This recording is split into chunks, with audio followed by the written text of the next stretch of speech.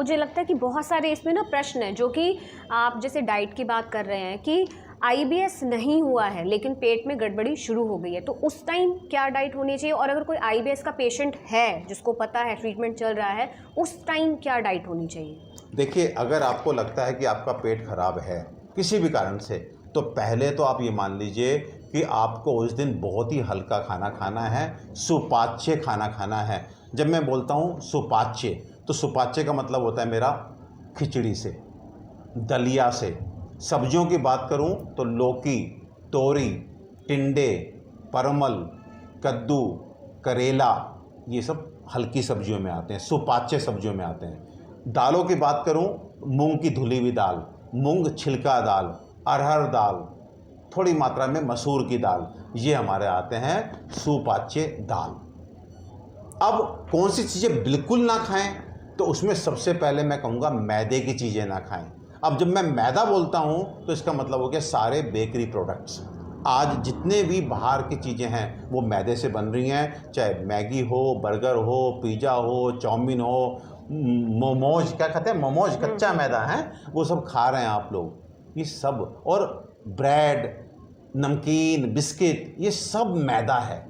ये मैदा पेट के लिए ठीक नहीं है। हम कहते हैं कि मैदे से मैदा ख़त्म हो जाता है, मैदा मीन्स लीवर। इस मैदे से आपका लीवर डैमेज हो जाता है, आपका डाइजेस्टिव सिस्टम क्रश हो जाता है। तो नंबर एक, whenever you are feeling कि आपका पेट ठीक नहीं है, तो आप मैदे की चीज़ें हटा दीजिए, नंबर एक। नंबर दो, गरिष्ठ आहार मत खाइए। अब जब हम गरिष्ठ आहार कहते हैं तो दालों में गरिष्ठ क्या है? उड़द की दाल, राजमा, छोले, छोले में दोनों, छोले या चने बोलिए, सफ़ेद चने, काले चने, दोनों गरिष्ठ हैं, उनको आप हटा दीजिए। अब सब्जियों में सबसे गरिष्ठ क्या है? आपको जान के हैरानी होगी, साग, पालक, सरसों, मेथी, बथुआ, इनको बिल्कुल हटा दीजिए अपने खाने से, आपको इनको हटा देना चाहिए। और क्या गरिष्ठ है? दही, दही गरिष्ठ है। आप छाछ पी सकते हैं, लेकिन उस समय पर्टिकुलरली जब आपको इंडाइजेशन है, आपको दही नहीं खानी चाहिए। जब आपको एसिडिटी है, आपको दही नहीं खाना चाहिए। आपको कॉन्स्टिपेशन है, आपको दही नहीं खाना चाहिए। इसके अलावा इन जनरल अब हम ये देख रहे हैं कि दूध जो है वो भी आंतों की गति को थोड़ा सा कभी बढ़ाता है, कभी गैस बनाता है, क्योंकि दूध हमें सही क्वालिटी का नहीं मिल पा रहा।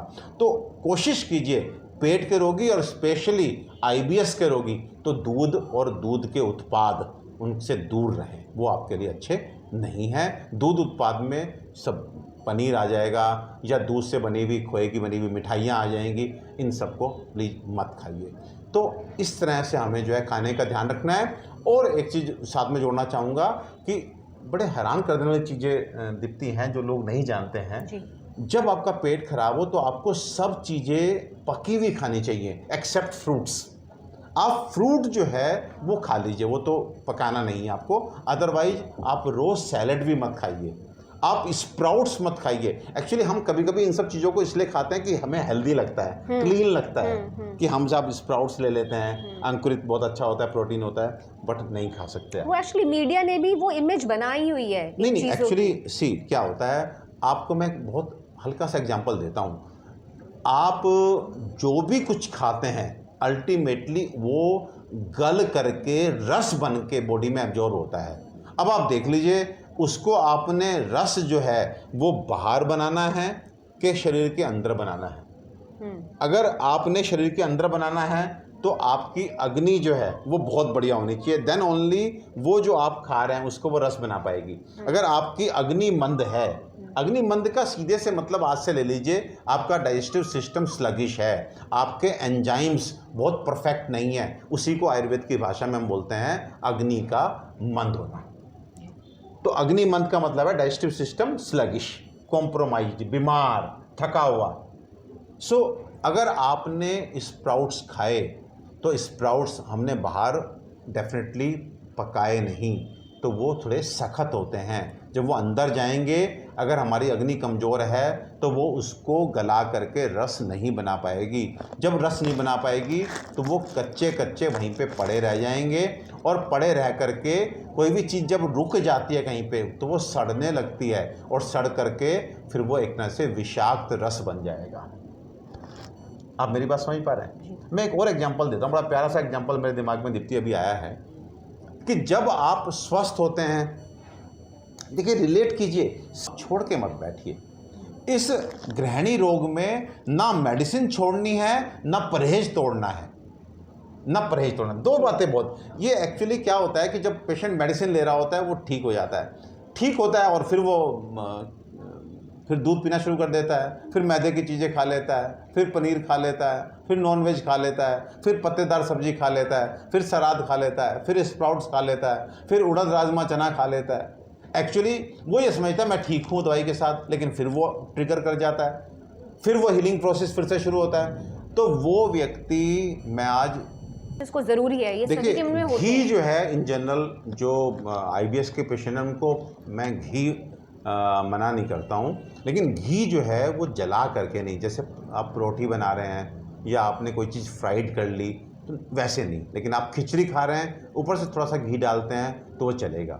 और घी से भी ज़्यादा अच्छा होता है अगर आपको पचता है वाइट बटर, तो वाइट बटर मैं देखता हूँ कि आईबीएस पेशेंट को नुकसान नहीं करता। तो घी और वाइट बटर में से थोड़ी मात्रा में आप सेवन करेंगे, मुझे ऐसा लगता है कि अगर आपका केस बहुत ज़्यादा सीवियर नहीं है तो आप आराम से घी को और वाइट बटर को पचा पाएंगे, लेकिन ऊपर से डाले हुए।